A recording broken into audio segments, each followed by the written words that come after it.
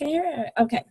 I'll start my welcome again. Welcome to our first Zoom at noon, and we're just trying this out as a way to connect monthly, maybe share some things verbally. Everybody gets communication a little bit differently. For some, written email works, others the newsletter, and this is just another way to have a discussion or just, like I said, share some things verbally and give people a chance to ask questions as well. And so we're just going to every month kind of highlight a few different things in our Zooms. We'll discuss what's the most relevant at this time, kind of the things that maybe your 4-H clubs and your club members are interested in. And then as we go along throughout the 4-H year, I think it'll give us an opportunity to talk about, maybe explain in more detail things like animal IDs or quality assurance or some of the new 4-H projects. And so I'll just give us a chance to learn a little bit more that way. So I'm going to go ahead and share my screen right now. So then you'll get a chance to see. We have a little agenda and some photos, so you don't have to look at me the whole time, which is, so are you seeing that right now? Are you seeing this? I'll get the slideshow going, our little PowerPoint, and here we go. All right, is everybody seeing that? The Seward County 4-H Zoom at noon? Yep. Okay, very good. All right, so just kind of a rundown on what we're going to discuss. We're just going to, because it is the beginning of a new year, we're going to just kind of recap a few things that happened in 2017. We'll call them some champion moments. And then we're just going to go over enrollment. I have getting your 4-H club organized for 2018. And the main part of that is enrollment for this next year. And just a few reminders. If you've done it before, then it's there, there's not too much new to it, but there's a few things I want to highlight about it.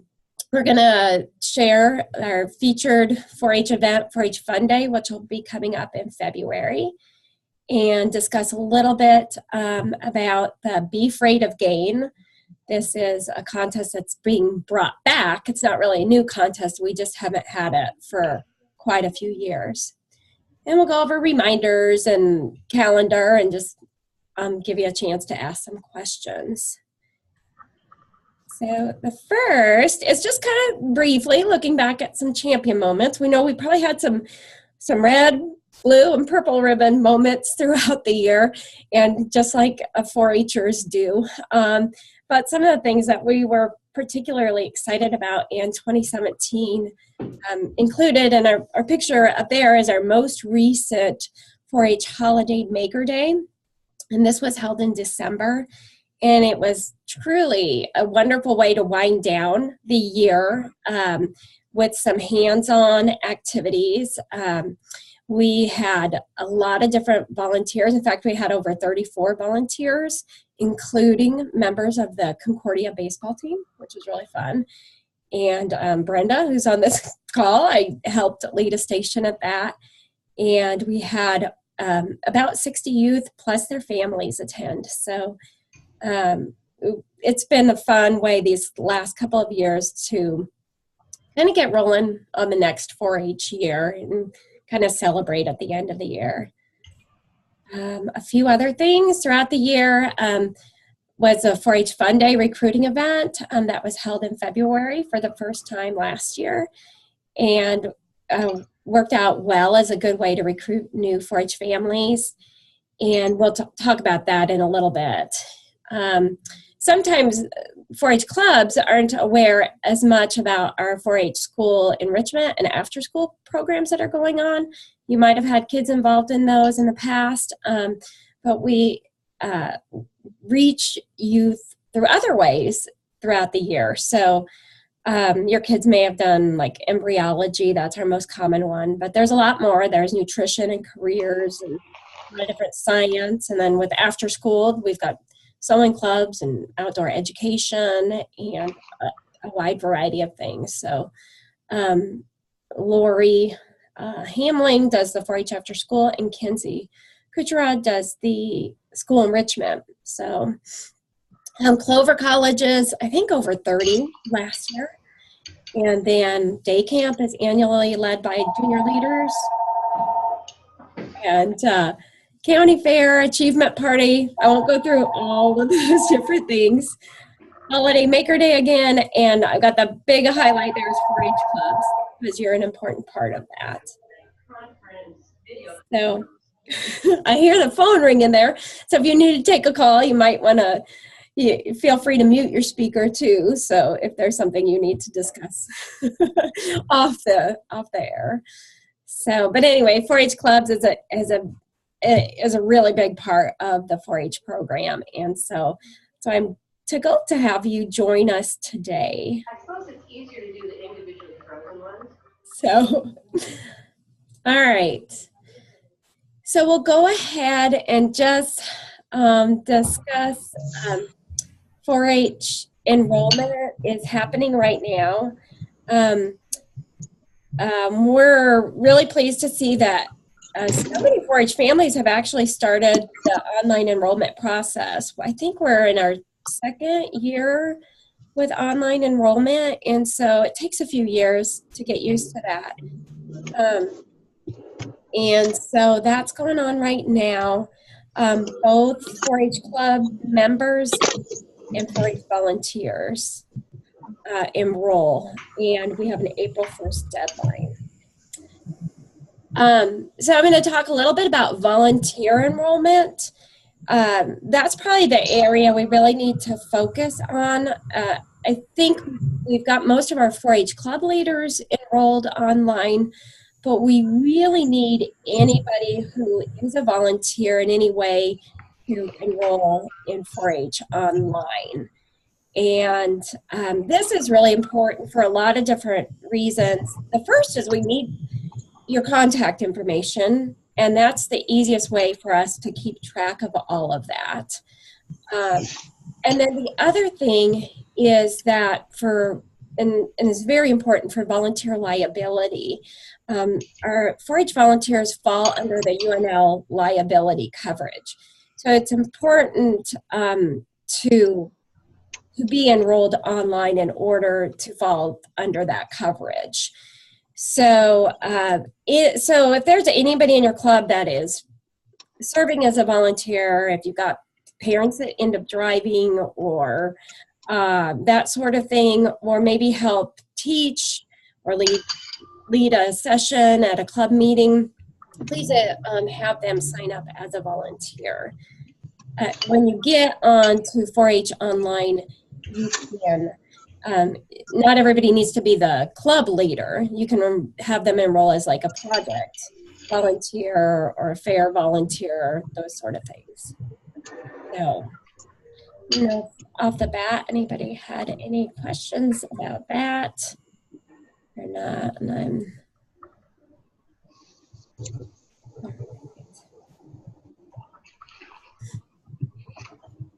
okay. So, and then also this is a time of year where we might have some leadership changes, or maybe changing club status. So, every once in a while, it's just a club reaches a point where they're ready to disband, and maybe it's time to get some new clubs going. And so let us know that right away so we can help your families. If you have you're not sure who's going to be the club leader next year, we'd be happy to help your club out with that. Sit down and meet and just talk about what it takes to lead a 4-H club. So, and then if you know of anybody that's interested in starting a new club, please send them our way as well. It's important to get some new groups going. It takes 3 4-H families to start a new 4-H club. So sometimes when maybe a club's meeting schedule is not working for a family, this is a great option, is maybe just starting a small group that where you can pick a club meeting time that works. So keep that in the back of your mind, and we will work with any volunteers or parents that would like to start a new group. I know years back, we even had a junior leader that started a photography 4-H club. So that might be an option as well. So if you have a really talented teen that wanted to just lead a special interest kind of 4-H club, that might be a great leadership opportunity.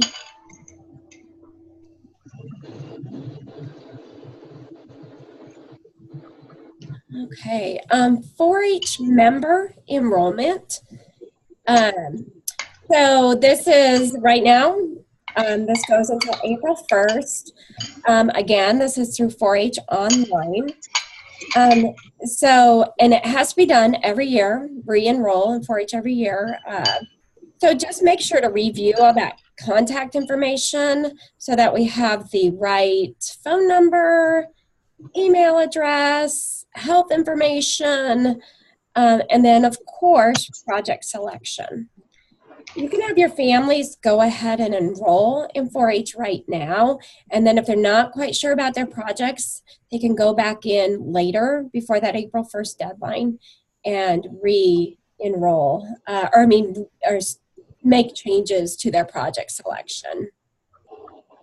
If you have, the one thing we really want to highlight is for that emergency contact is to communicate with your families that this needs to be like a non-parent emergency contact, because we will always contact the parents first or whoever the legal guardians are. But in the event that there's an emergency and we can't reach the parents, we'd really like to have somebody that, a contact person that we can get in touch with that is not a parent. So, and every member needs to pick at least one 4-H project, otherwise the enrollment will not go through. And then when it comes to the projects, most of these are level-based.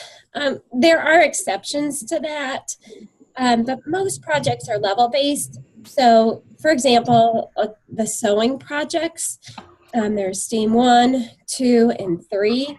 And so if you're in STEAM 1, you shouldn't be enrolled in STEAM 2 and 3 because they're completely different skill sets. And so somebody who is in the advanced clothing project is already maybe working with really tricky patterns and fabrics. And so it wouldn't be fair to be bringing exhibits that are the simple pillowcases and that sort of thing. So we'd like to see them enroll on the level that they're in. Like I said, there are exceptions. There's home environment. There's a lot of different projects, so that one probably gets the most confusing. So just ask us, shoot an email, or let us know if you have any questions on those. And then there's 2 different places where 4-H manuals are available at. The National 4-H website actually has a new web address, and it's up there. It's shop4h.org. And then any 4-H curriculum that's available through the University of Nebraska-Lincoln is available at what we call our 4-H marketplace. And so that's that other link that says marketplace.unl.edu. But sometimes with the online enrollment, we know that not everybody has the best connectivity, or maybe you're trying to enroll over a phone or something like that, and it's just not working well at home. So, or do you just need some guidance? So feel free, to set up a time to meet with us in the office, especially if you have a new family. We're going to offer an enrollment night again on Tuesday, March 13th. This will be at the Seward Memorial Library, so anybody can come in between 4 and 6 p.m. and get enrolled in 4-H. If you need help finding a club or just learning about projects, we can discuss that at that time too. And so we had a number of families that took part in that last year. So we'd encourage you to share that information. And again, if that night doesn't work, just set up a time with us in advance of that April 1st deadline, and maybe like at least a week ahead. Then that gives us a little bit of time versus the day before. But we'd like to make sure that families know that. So, and then just a few opportunities for 4-H clubs that are coming up. We have our January 28th is officer training. So we've got two different things going on that day. It's an officer training and volunteer leader training. So our officer training is from 4 to 6. And I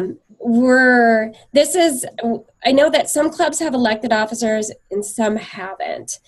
So you can send last year's officer team, you can send, if you've elected offices, you can send your current officer team, or if you have any members that just are interested in running for an office, please feel free to send them. And we'll do some group activities, and then we'll also break out into sections. So we'll have a breakout session for the president and for the secretary, treasurer, and then probably a combined session for some of those other offices, maybe like historian and news reporter. And so hopefully this gets them on the right foot and gets them going on this next year.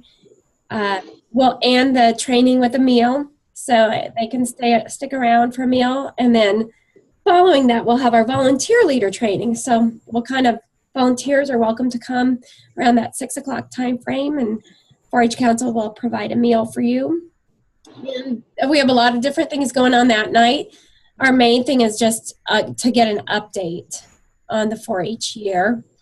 And then we will do a project round robin this year.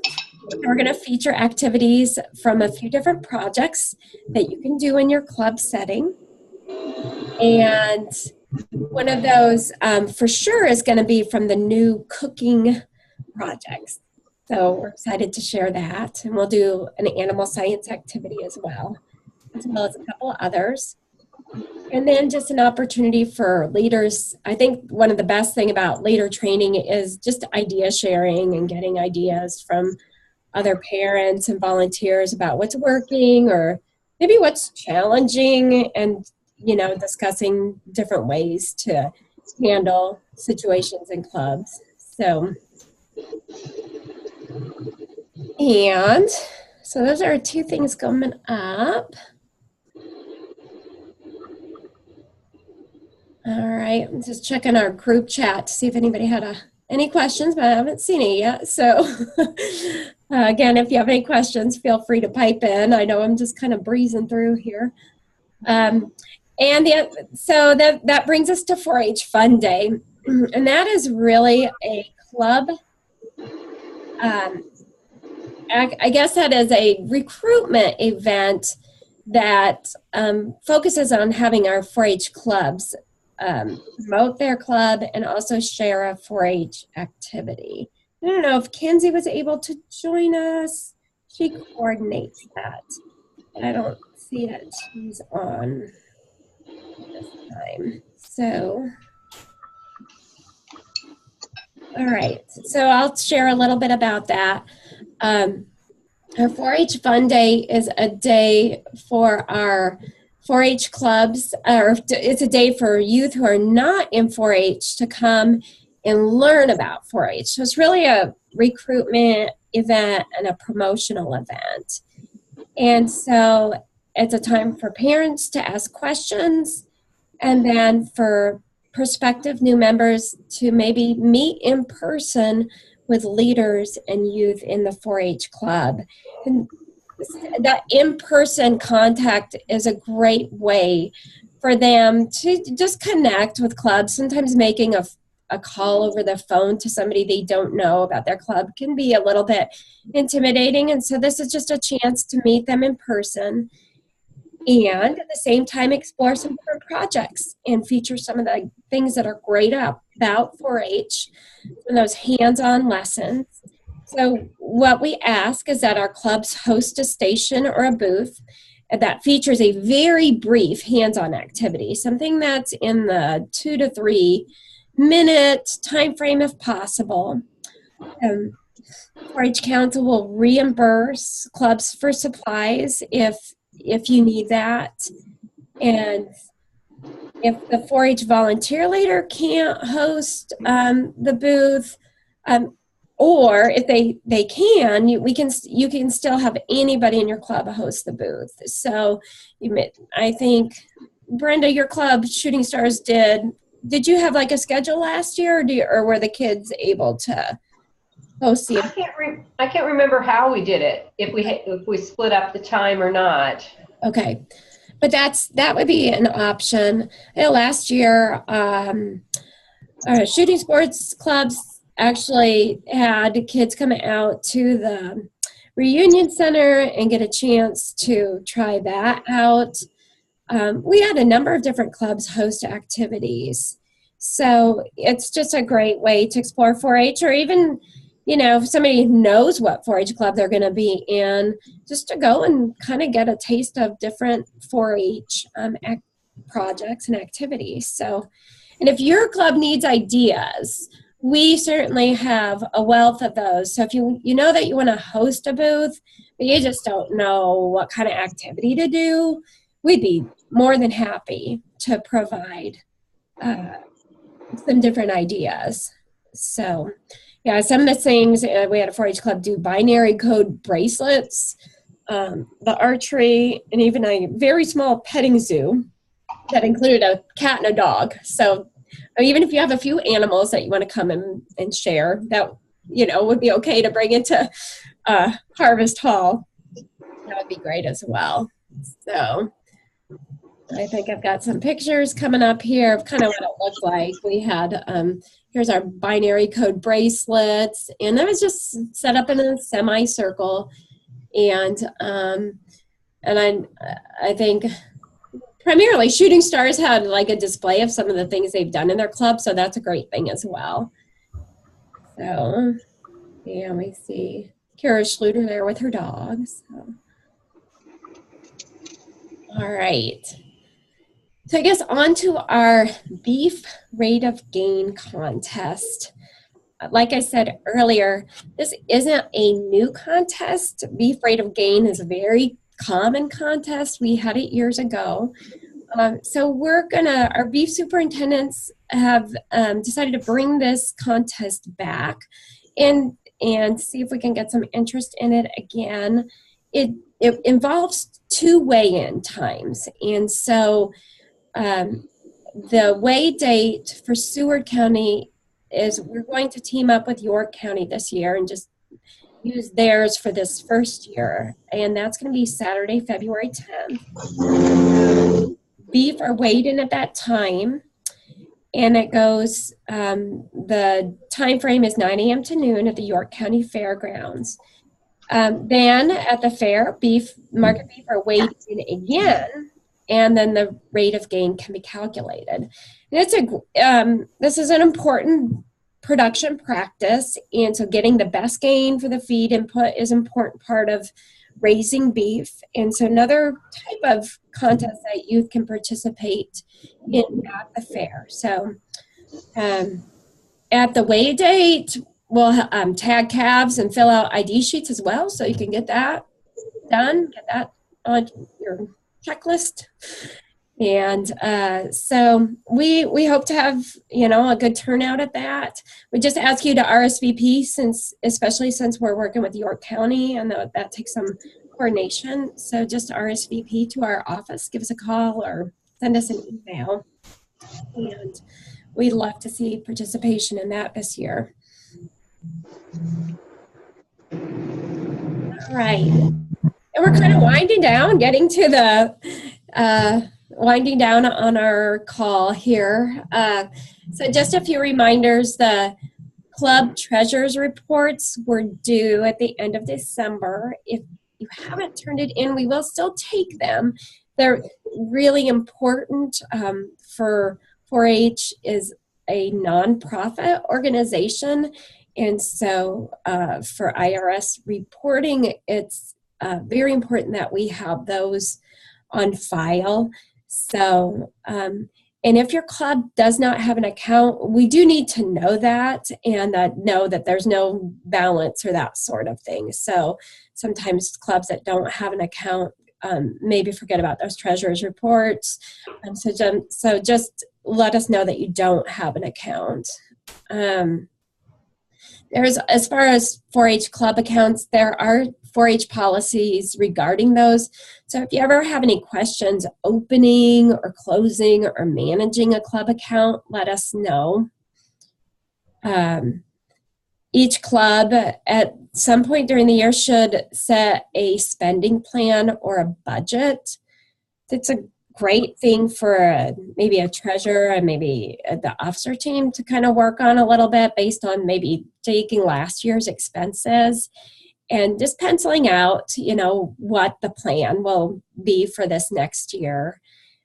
If your club is doing any kind of fundraising, there should be a plan in place to use that money for the benefit of the 4-H members. So, or whether it's maybe celebrating as a 4-H club or doing, you know, providing supplies or maybe supporting a community service project. There's a lot of different things. So again, if you need, there are budget templates. So we'd be happy to help you with that. And that should be in the treasurer's report book as well. Again, enrollment, we talked a lot about that, so I won't go too much into that. And then just a reminder about quality assurance for animal projects. This year, it has been called quality assurance in the past.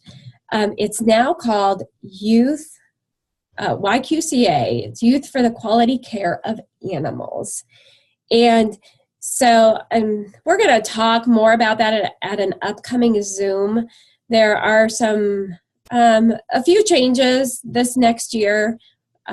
We're still featuring the online session. There's still going to be an in-person session, but there's a cost that's involved with the in-person session.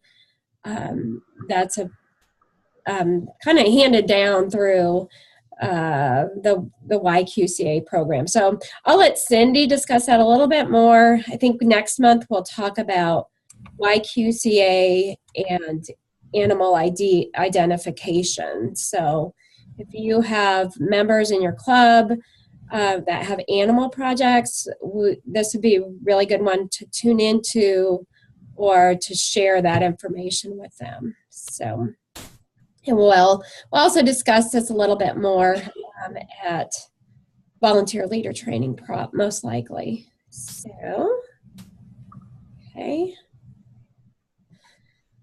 A few upcoming events. Depending how much snow I think we get tomorrow, or not tomorrow, yeah, so Wednesday night into Thursday, there's a horse committee meeting, so scheduled for Thursday, January 11th. This is for all families involved in the horse project, and Cindy will be meeting with the families, just talk about scheduling for the fair this year, as well as what other kinds of needs there are for the horse program. We have a couple of Clover colleges coming up here in January, and so coming up pretty soon. We're excited. We have a Window Wonderland Clover College, and that involves 2 sessions. Susan Kutera is going to be leading that for us, and we have, I think, 8 or 9 windows that are available. And then for the first ones who sign up, we will take more than 9 youth for that session, but they may need to bring their own window. And so we're just going to be using older windows and doing some creative displays with those.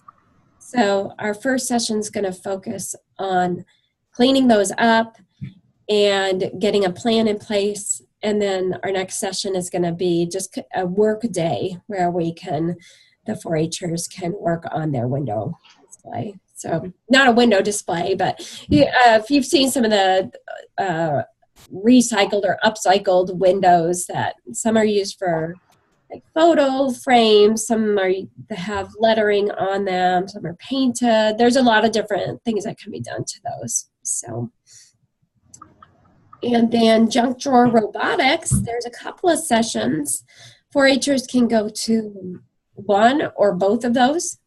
So we have the Clipmobile on January 20th, and then January 27th is Can Robot, and that's a new one this year. So, so if you have any that really have that science interest or tech interest, that would be a great one for them. Just a reminder on the officer training again, and leader training is January 28th. And I didn't say this earlier, but we do need 4-Hers to sign up for that in advance, and leaders too. And we'd like to see at least one representative from 4-H club at the leader training. And then in February, one of the earlier Clover colleges coming up is a Beyond the Needle one. And I don't think we've had any information about this one yet, but that's going to be a really cool grommet cuff. We're going to take a leather bracelet and put grommets in it and create a design with that. So hopefully that information should be coming out in this next 4-H newsletter. And then our next Zoom at noon is going to be February 13th at noon. And like I said before, we'll get into some of those animal science projects or deadlines. And then we will also feature some of the curriculum to go lessons and our cooking lessons as well. So our new cooking projects. So with that, I'm going to go ahead and go back to my screen here and see if does anybody have any questions at this time. I feel like I breezed through all of that, so I don't know if anyone has questions. You're welcome to type them into the chat box, or just unmute your speaker and ask them. What was the date for the fun day? Oh, yeah, I'm glad you asked that. Let's see here. I'm just going to go, that's that last Saturday in February. So that's going to be February 24th. That'll be in the morning. So last year, I think we had a pretty chilly day, chilly, snowy day, but it worked out fine for that. We had about 75 or so, I think, come to that. So that's it. And we were able to get some of our new families going right away for that. I guess the other thing you might notice is we didn't have a big Clover College brochure this year. We love sending that out all at once, but one of the things that we've really noticed with that is that 4-Hers, people will sign up for those for the year, and then we've had so many cancellations throughout the year because things just change. The calendar is always changing, and so we're going to send those out periodically, possibly quarterly. Probably these first couple of months it'll just be monthly, and so watch the newsletter and emails, and that will try to let everybody know when we have new Clover colleges coming up. So if anybody has questions on the Clover College calendar, we will put that out in an upcoming newsletter so they can kind of get a time frame for the year. But then, like I said, the registrations will be coming out every few months for those.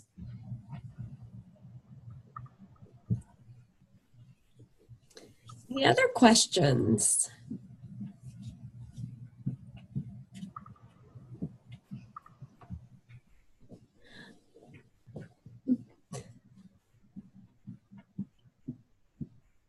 right. With that, well, you're welcome to stay on if you want to. I'll stay on for a few minutes to just field any questions. Otherwise, thank you for joining us. And like I said before, we are recording this, and so we'll send this out, send a link to all the 4-H club leaders, and then you can distribute it to your families, and hopefully they'll have a chance to listen and get an update for this next year. And this first one was kind of an overview of a lot of different things. And like I said before, we'll just kind of keep it timely every month, focus on a few different things that are going on at that time of year. So thanks, everybody. Thanks, Ann. Yeah, thank you. You're welcome. Have a great day. Enjoy the nice temperatures while you can. Yeah.